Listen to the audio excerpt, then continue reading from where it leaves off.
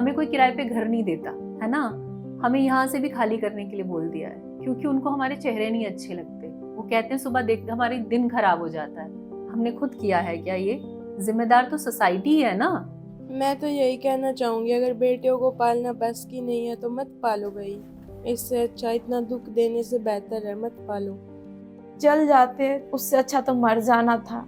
इतना जलन, इतना लगता था कि मैं तो बर्दाश्त कर सकती थी, मेरी बच्ची में क्या बर्दाश्त थी। उतनी 13 साल की लड़की थी। 2.5 साल तक मैं इस पे लिक्विड पे रही हूँ। इससे बस ओनली लिक्विड जाता था अंदर। सख्त कानून होने के बावजूद भी देश में महिलाओं के खिलाफ एसिड अटैक जैसी विभत्स घटनाएं रुकने का नाम नहीं ले रही। इसी साल झारखंड की रहने वाली 40 वर्षीय हसीना और उनकी 13 वर्षीय बेटी को उनके ही बहनोई ने एसिड से नहला दिया, जिसकी वजह से हसीना पूरी तरह झुलस गई, जबकि उनकी बेटी की हालत अभी भी गंभीर बनी हुई है और वह बोलने की हालत में नहीं है। वहीं दूसरी तरफ हरियाणा की 17 वर्षीय मोनिका को उनके पिता द्वारा ही एसिड से नहला दिया गया और मोनिका का इलाज अभी भी चल रहा है। और मेरे साथ में 3 बजे ये हमला हुआ। दोनों माँ बेटी, मेरी मम्मा, मेरे भाई के ऊपर छिटका पड़े, 2 स्टाफ भी थे ऊपर सोया हुआ, उसके ऊपर भी छिटका पड़ा था। और हम लोग पूरा बुरी हालत से बचने का हालत नहीं था। रात में 3 बजे जी, रात में 3 बजे। बगल में हॉस्पिटल है, मेरा दुकान के बगल में हॉस्पिटल है पीछे। वहाँ दौड़ के मैंने तो दौड़ के गया, वहाँ का चद्दर उठा के, ये पूरा जल गए थे, नंगा हो गए थे, वहाँ का चद्दर ओढ़ के। तब रात 4 बजे सब विधायक आया। फिर हमको वहाँ राजमहल का हॉस्पिटल में सोचा कि यहाँ आग लग जाएगा, तो मेरे को दूसरा वहाँ जब बेहोश होने के बाद हमको दूसरे हॉस्पिटल भेज दिया। जल जाते उससे अच्छा तो मर जाना था। इतना जलन, इतना लगता था कि मैं तो बर्दाश्त कर सकती थी, मेरी बच्ची में क्या बर्दाश्त थी। उतनी 13 साल की लड़की थी, वो क्या समझती थी कुछ। वो तो जाते जाते हॉस्पिटल में तो मैं बाइक का झोंक में जाने के बाद मैं कपड़ा तो मैं खोल दिया था, जो पैंट थे वो खोल दिया था, ऊपर का पूरी जल गई थी, पूरी नंगी हो गई थी। मैं जल रहा था इस तरह का एकदम बेतूफान, जिस तरह होता है ना कि जबे करते हैं ना मुर्गी, छटपट करते हैं, उस तरह का जलते थे। उस चीज को अब मैं सोचते हैं तो लगता है कि डर सा महसूस होते हैं। मेरे में कुछ नहीं था, मेरे बच्चे बच जाते ना तो मैं कुछ नहीं करती। ये पूरा ये नहीं उठते हैं, ये पूरा है, ये पूरा है, ये इतना, ये पूरा इतना है, ये ऐसी नहीं उठती है। ये तो मैं ऐसी थी। एक ऑपरेशन हुआ है झारखंड में, रांची रिम्स। ये मेरी एसिड अटैक पहले की फ़ोटो है।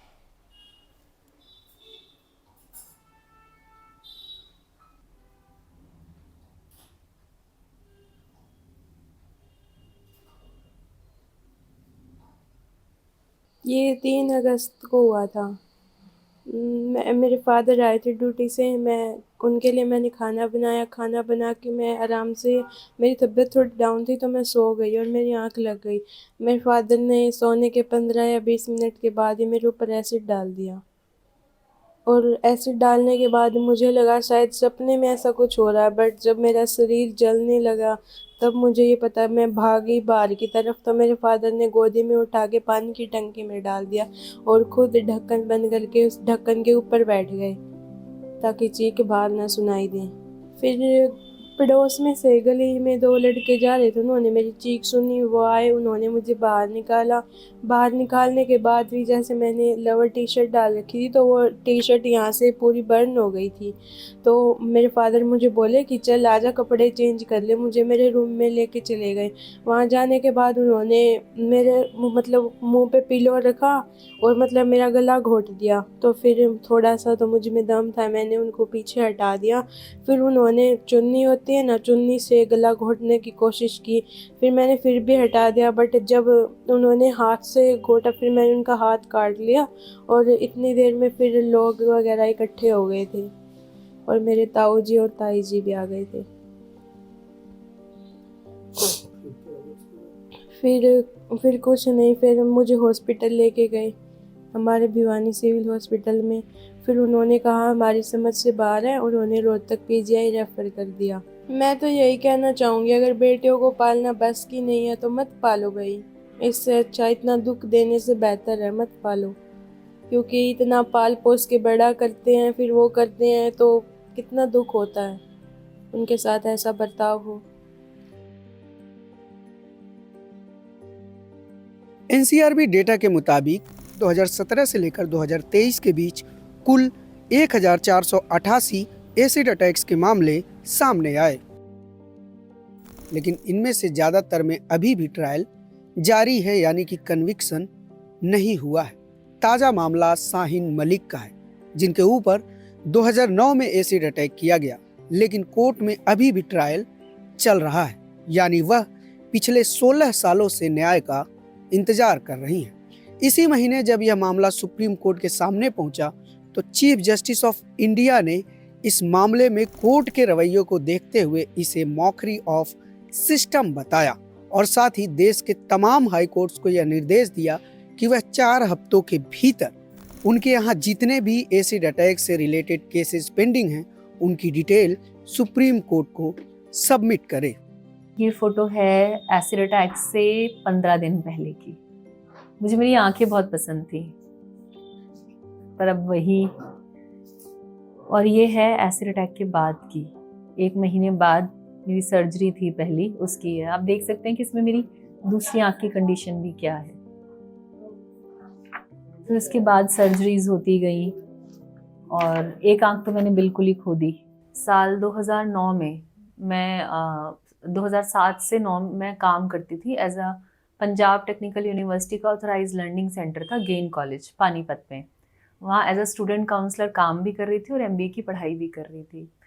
तो वहाँ पर मेरे कुछ कॉलीग थे, मेरा बॉस था जो एडवांटेज लेना चाहता था, उसकी वाइफ को जेलेसी थी क्योंकि वो इतनी अटेंशन देता, तो कुछ और लोग शामिल हुए उसमें, टोटल 4 लोग। और फिर ये एसिड अटैक का उनका प्लान हुआ। और 19 नवंबर 2009 को जब मैं स्टेयर्स से नीचे उतर रही थी तो एक लड़के ने मुंह पर हैंकी से कवर कर रखा था और उसने एकदम से मेरे चेहरे पर एसिड डाल दिया।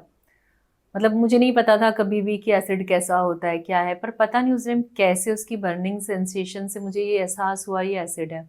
और जैसे ही एहसास हुआ मैं बहुत तेज़ तेज़ चीखने लगी। मतलब मैं ज़िंदगी में चाहकर वैसा नहीं चीख सकती कभी। मतलब मैं आज भी उन चीखों के बारे में सोचती हूँ तो मुझे गूज़बम्स हो जाते हैं। तो लेकिन कोई मेरी मदद के लिए नहीं आया, मैं वापस भाग कर गई। सब लोग घेरा बनाकर मुझे देख रहे थे पर किसी ने मुझ पे पानी नहीं डाला। और जब तक मेरी दोनों आंखें बंद हो चुकी थी, मेरी राइट आई में तो भरकर एसिड गया था, इस आंख में भी। और फिर उसके बाद मुझे हॉस्पिटल ले जाया गया। वही 1 घंटा लगा हॉस्पिटल जाने में। वहाँ मेरे सारे कपड़े काट कर उतारे गए, मुझ पर पानी डाला गया। फिर मुझे दिल्ली एम्स के लिए रेफ़र कर दिया गया। फिर वहाँ से मतलब मैं दिल्ली अपोलो हॉस्पिटल में, पहले रोहतक पीजीआई में मुझे ज़बरदस्ती ले जाया गया क्योंकि वो लोग भी शामिल थे, आसपास ही थे और मैं कुछ कर नहीं सकती थी, मैं तो देख भी नहीं सकती थी। फिर लेकिन किसी तरह मैंने अपने फैमिली मेम्बर को इन्फॉर्म किया दिल्ली में और फिर वो मुझे लेने गए रात को। फिर मेरे को यहाँ पर अपोलो हॉस्पिटल में शिफ्ट किया गया। मैं सर्जिकल आईसीयू में थी और अगले दिन पुलिस आती है। मैं इतने शॉक में थी, मैं ज़्यादा कुछ बता नहीं पाती, लेकिन 1 महीने के बाद मैंने पुलिस को बता दिया ये किसने मेरे साथ किया है और मुझे पूरा यकीन है ये उसी ने किया है। लेकिन 4 साल तक पुलिस मेरे पास कभी नहीं आती और मैं जब यहाँ से फ़ोन करने की कोशिश करूँ तो उल्टा मुझे ही डांट दिया जाता था। मैं क्या करती, मैं तो आँख से देख भी नहीं सकती, मेरा इलाज चल रहा है, फेस कवर करके चलती थी मैं। मेरी लेफ़्ट आई की विज़न चला गया था, इसका भी बड़ी मुश्किल से एम्स में इसको रिस्टोर किया गया है। लाखों रुपए की दवाइयाँ थी एम्स में जो मुझे प्रिस्क्राइब करते थे, जो मुझे बाहर से ख़रीदनी पड़ती थी। बट फॉर्चुनेटली एक आँख से देख सकती हूँ आज, ये एक अच्छी बात है। मतलब मैं सच बोलूँ तो मैंने तो उम्मीद छोड़ दी थी कि अब इस दुनिया में मुझे कुछ भी जस्टिस मिलेगा।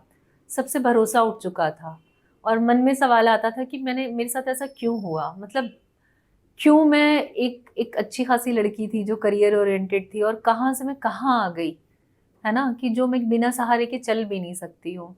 और फिर क्या होता है कि जब आप अपनी फैमिली में भी रहते हो तो कहीं ना कहीं लड़की को और उनको पता है, जबकि ये तो सालों का क्या लाइफ लॉन्ग है, तो एक बर्डन समझा जाता है, तो जो मुझे भी हल्का फील होता था। और मैं बचपन से ही बहुत सिंसियर थी, तो मैंने फिर 2012 में जब निर्भया की हेल्पलाइन खुली, तो मैंने वहाँ पर कॉल किया, शायद कोई मेरी बात सुने, पर इतनी भी हिम्मत नहीं थी, कॉल किया, काट दिया। फिर एक दिन बात की, तो उन्होंने मुझे मिलने के लिए बुलाया, और फिर उन्होंने मुझे कहा एक लेटर लिखो हरियाणा के चीफ मिनिस्टर को। तो मैंने लिखा कि मुझे थोड़ा मुआवजा दिया जाए ताकि मैं अपना इलाज करा सकूं। अब वहाँ से मेरी किस्मत पलटती है कि वो letter chief judicial magistrate doctor Parminder Kaur के पास जाता है, और वो जब मेरा बिफोर और आफ्टर फोटोग्राफ देखती हैं एसिड अटैक वाला, मैं आपको अभी भी दिखा दूंगी, वो कहती हैं कि मैं पहली बार एसिड अटैक का केस डील कर रही थी, मैं पूरी रात सो नहीं पाई कि ये लड़की के साथ क्या हुआ, और कहती है कि मैं पूरी रात ये सोच रही थी कि कब सुबह हो और मैं उसे कॉल करूं। और फिर मैं गई तो कॉम्पनसेशन के लिए थी, लेकिन उन्होंने कहा कि मुझे बहुत कंफर्टेबल फील कराया, पहली बार था जो मैं रो के किसी को अपनी कहानी बता रही थी। और उन्होंने कहा कि मैं कॉम्पनसेशन दे के भी इस केस को ख़त्म कर सकती हूँ, लेकिन तुम क्या चाहती हो? मैंने कहा मैं चाहती हूँ चाहे मुझे कॉम्पनसेशन मिले ना मिले, मुझे जस्टिस मिल जाए। तो फिर वो मेरा केस की फ़ाइल वगैरह मंगवाती हैं, तो वो क्या देखते हैं कि पुलिस ने कहा अनट्रेस रिपोर्ट है और इस पर विक्टिम के साइन नहीं है, क्योंकि हमारे पास विक्टिम का एड्रेस नहीं है। तो उन्होंने ये लिख के दिया बाकायदा सारी चीज़ें कि विक्टिम का एड्रेस, आज भी लड़की ने जो लेटर लिखा है 4 साल के बाद, वो उसी एड्रेस से लिखा है जो FIR में रजिस्टर है। इसका मतलब एड्रेस तो था, पुलिस डेलिबरेटली कुछ करना नहीं चाहती थी, वो उस पॉइंट को समझ गई। और उन्होंने तभी SP को, इन सबको लेटर वेटर लिख के, और फिर कहा कि मुझे ये आप पकड़ो इन लोगों को जो जो मैंने बताया, और उन सबको वहाँ पर अरेस्ट किया जाता है। लेकिन वो इतने इन्फ्लुएंशियल थे, सबको बेल वेल मिल जाती है। जो मेरी वकील थी उनको धमकियाँ मिलने लगी हैं, उनके बच्चे को किडनैप करने की, ये वो बहुत सारी चीज़ें हुई। देन शी सजेस्टेड मी तुम इस केस को यहाँ से ट्रांसफ़र करा लो। 13 में ही हो रहा है। ये 13 में हो रहा है। तो मैंने 2014 में दिसंबर 2013 में इसमें चार्जशीट फाइल होती है, और मैंने 2014 में स्टार्टिंग में ही इसको सुप्रीम कोर्ट डाल दिया, जिसमें फॉर्चुनेटली ट्रांसफ़र अलाउ हो गया, और फिर मेरा केस रोहिणी कोर्ट में चला गया, और तब से कहूँ तो आज तक केस चल ही रहा है, और अब उम्मीद है आके इंशाल्लाह। वहीं रश्मि भाटिया को 2019 में उनके ही पति ने एसिड पिला दिया, जिसकी वजह से उनके बॉडी के कई इंटरनल ऑर्गन परमानेंटली डैमेज हो गए, लेकिन उनका मामला भी अभी कोर्ट में पेंडिंग चल रहा है। 2.5 साल तक मैं इस पे लिक्विड पे रही हूँ। इससे बस ओनली लिक्विड जाता था अंदर। ये मेरी हॉस्पिटल की फ़ोटो है। मेरा वेट था 60 के करीब, ओनली 25 पे मेरा वेट आ गया था। ऐसे थी मैं अटैक से पहले। वो 24 सितंबर को जेल में गया था 2019 में ही। उसके 9 महीने बाद वो लॉकडाउन में बाहर आ गए। उसके बाद से ट्रायल चल ही रहा आज तक। कभी जज छुट्टी पे होता है, कभी उसका वकील नहीं आता है, कभी हर साल हर महीने तो जब भी डेट आती है उसका वकील ही चेंज मिलता है। जज भी कभी ये नहीं पूछता। जज को तो खैर पता ही होता है कि हर बार ये ऐसा कर रहा है, फिर भी यही चल रहा है कि आज तक ट्रायल क्या कंप्लीट ही नहीं है। गवाही अब तक मेरी कंप्लीट नहीं है। कंडीशन ऐसी नहीं है। फूड मेरी, जब मेरे एसिड अटैक हुआ उसके बाद से ही मेरा खाना पीना बंद हो गया था। 2.5 साल तक मैंने कुछ नहीं खाया। मेरे पेट पे पाइप लगी थी, जिसके कारण बस लिक्विड से मैं रही हूँ 2.5 साल के बाद जब डायलिसिस मेरे शुरू हुए तो उसके बाद थोड़ा थोड़ा मैंने खाना शुरू किया है। डायलिसिस भी डॉक्टरों ने बोल रखा लाइफ टाइम चलेंगे, ये कभी बंद नहीं हो सकते। महीने में 15-20 दिन तक खाना होता, 10 दिन ऐसे ही चाय पानी के साथ निकलते हैं। ऐसी कंडीशन हो गई है। और तब से लेकर कोर्ट में कोई सुनवाई नहीं होती कोर्ट में। तबीयत ठीक है या नहीं, कोर्ट तो जाना होता है। वहाँ जाने के बाद पता चलता है जज छुट्टी पे है, उसका वकील नहीं आया, वो नहीं आया। बस ऐसा ही चल रहा है। 2019 से 2025 आ गया। अभी हमारा रिसेंटली PIL एक हियरिंग पे आया था सुप्रीम कोर्ट में, तो जो CJI थे उन्होंने ये ओपाइन करा कि ऐसे केसेस को जो है क्यों फास्ट ट्रैक कोर्ट में नहीं ट्राई किया जा रहा है, कि इतना हीनियस ऑफेंस है, लेकिन आज के दिन में भी जो है वो सीजेएमएम के पास में जो है पेंडिंग चल रहा रहता है, उसमें ट्रायल लंबी चलती है, उसमें कोई सीरियसनेस नहीं है जुडिशरी की तरफ से। तो इसमें जो है मुझे लग रहा है कि हाँ, उनका एक ओपिनियन तो करेक्ट है कि इसमें फास्ट ट्रैक कोर्ट्स होने चाहिए, कि इसमें जो है बहुत जल्दी जस्टिस मिलना चाहिए। दूसरी चीज मुझे लगता है कि जुडिशरी में जो है ट्रेनिंग होनी चाहिए सारे जो जुडिशियल ऑफिसर्स हैं उनकी, ताकि एक जो सेंसिटिविटी है वो उनमें लाई जाए, ताकि जो एसिड अटैक विक्टिम्स है उनको किस प्रॉब्लम से गुजरना पड़ता है, किस हालात से गुजरना पड़ता है, ये उनको भी समझ में आए, ताकि उतनी ही सीरियसनेस से वो जो है केस को परसीव करें। क्योंकि एक तो सीजेएमएम के पास में चलती है, तो वो सीनियर जुडिशियल ऑफिसर्स नहीं है, वो बहुत ही नए जुडिशियल ऑफिसर्स है, जहां पर जो है बाकी नॉर्मल केसेस भी डील होते हैं, जहां पर चोरी चकारी वाले, मारपीट वाले केसेस ट्राई होते हैं, वहां पर ये एसिड अटैक के केसेस ट्राई हो रहे हैं। तो इसके वजह से वो सीरियसनेस की लेवल थोड़ी सी जो है वो कम हो जाती है। फास्ट ट्रैक कोर्ट्स जो होते हैं, स्पेशल कोर्ट्स जो होते हैं, वो एडिशनल सेशंस जज के पास में होता है, वो थोड़े से सीनियर पोजीशन पे होते हैं बाकी जजेस के कंपैरेटिवली, तो वो सेंसिटिविटी और सीनियरिटी उनके जो है जजमेंट्स और हियरिंग्स में भी दिखाई देता है। तो मुझे लगता है कि फास्ट ट्रैक कोर्ट्स जो है बहुत जरूरी है एसिड अटैक केसेस के लिए। फिलहाल Shaheen Malik brave souls foundation नाम से दिल्ली में एक एनजीओ चलाती है, जिसके जरिए वह देश के कई राज्यों में एसिड अटैक सर्वाइवर्स की मदद करती हैं। फिर चाहे सर्वाइवर्स के लिए इलाज का इंतजाम कराना हो, उन्हें कानूनी मदद देना हो या फिर उन्हें शेल्टर देना हो, वह सब कुछ इसी एनजीओ के जरिए करती हैं। लेकिन इस एनजीओ के चलाने में भी उन्हें कई तरह की सामाजिक चुनौतियों का सामना करना पड़ रहा है। ये बहुत सही बात है कि सोसाइटी का सपोर्ट नहीं है। सोसाइटी विक्टिम को एक्सेप्ट नहीं करती, एक्यूज को, कल्प्रिट को एक्सेप्ट कर लेती है। उनकी शादी हो जाती है, वो अगली बार आ रहे होते हैं अपनी न्यूली मैरिड वाइफ के साथ, जो उसको सपोर्ट भी कर रही होती है, लेकिन हमें नहीं एक्सेप्ट करते, हमें घर देने को तैयार नहीं होते, हमें देखना नहीं चाहते। कितने सर्वाइवर के साथ ऐसा हुआ है कि जब वो मेट्रो में ट्रैवल करें, आप अपना चेहरा ढक लो, मना कर देंगे। मतलब क्यों इतनी प्रॉब्लम है? हमें कोई किराए पे घर नहीं देता है ना, हमें यहाँ से भी खाली करने के लिए बोल दिया है, क्योंकि उनको हमारे चेहरे नहीं अच्छे लगते। वो कहते हैं सुबह देखते हमारे दिन खराब हो जाता है। हमने खुद किया है क्या? ये जिम्मेदार तो सोसाइटी है ना, गवर्नमेंट का फेलियर है। लेकिन हम सर्वाइव हम कर रहे हैं कैसे, हमें पता है। मैं यहाँ पूरे जंगपुरा में देख रही हूँ, मुझे कोई घर देने को तैयार नहीं है। फ़ोन पे बात होती है, हाँ कर देते हैं, जब जाके मिलते हैं मना कर देते हैं, क्योंकि उनको हमारे चेहरे अजीब लगते हैं। तो हम कहाँ जाएं? हमें कोई नौकरी देने को तैयार नहीं होता। आप देखिए ना आज के टाइम पर कितना उस पर दिया जाता है ध्यान कि आप कैसे लग रहे हैं, कैसे लग रहे हैं। चाहे मैं कितनी इंटेलिजेंट हूँ, कोई नौकरी देने को तैयार नहीं होता है। तो सर्वाइवर्स को ये भी प्रॉब्लम है। सर्वाइवर्स को कॉम्पनसेशन मिलने में सालों साल लग जाते हैं। एक भी ऐसा केस बताओ मुझे जिसके अंदर कि 3 महीने के अंदर 3 लाख मिल गया हो। ऑर्डर है तो इम्प्लीमेंटेशन नहीं है, या फिर ऑर्डर ही नहीं है। तो ये किसकी जिम्मेदारी बनती है? जैसे कि मैं एसिड अटैक हूँ, आपने मेरे को एसिड डाला और मैं कोर्ट जाती हूँ। कोर्ट जाने के बाद में मैं उसको देखती हूँ तो मेरे ऊपर कितना बोधलेसन होते हैं कि मैं पागल हो जाऊँ, मैं पागल हो जाऊँ। ये अच्छी नहीं है। उसको बेल ना दिया जाए। सरकार से मेरा ये अनुरोध कि उसको बेल भी ना दिया जाए, उसको उम्र कैद कर दिया जाए। क्योंकि उम्र कैद रहने से उसको पता, उसको मारने के मैं नहीं बोल रही हूँ, उसको फांसी दे दो, उसको भी महसूस हो कि उसको देख के और कोई ना डाले। वन मोर थिंग, जितने भी एसिड अटैक के केस में उसमें 10 साल की सजा हो जाती है, जो मिनिमम है। क्या मैं 10 साल में ठीक हो गई? मेरी तो पूरी जिंदगी चली गई, और उसके बाद मेरे स्ट्रगल अलग है, मेरे इलाज, मेरे ऑपरेशन में जो दर्द सहा वो अलग, डिस्क्रिमिनेशन सह रही हूँ, मुझे कोई किराए पे घर नहीं देख रहा है ना, मतलब बच्चे भूत भूत बोल के मजाक उड़ा रहे हैं, या जो भी ये सब चल रहा है। तो क्या उस चीज़ के लिए 10 साल काफ़ी है? 17 साल बाद मान लो अगर मुझे 10 साल, उनको 10 साल की सज़ा मिल जाती है, तो क्या वो काफ़ी है? मेरा ये सवाल है, क्या वो काफ़ी है?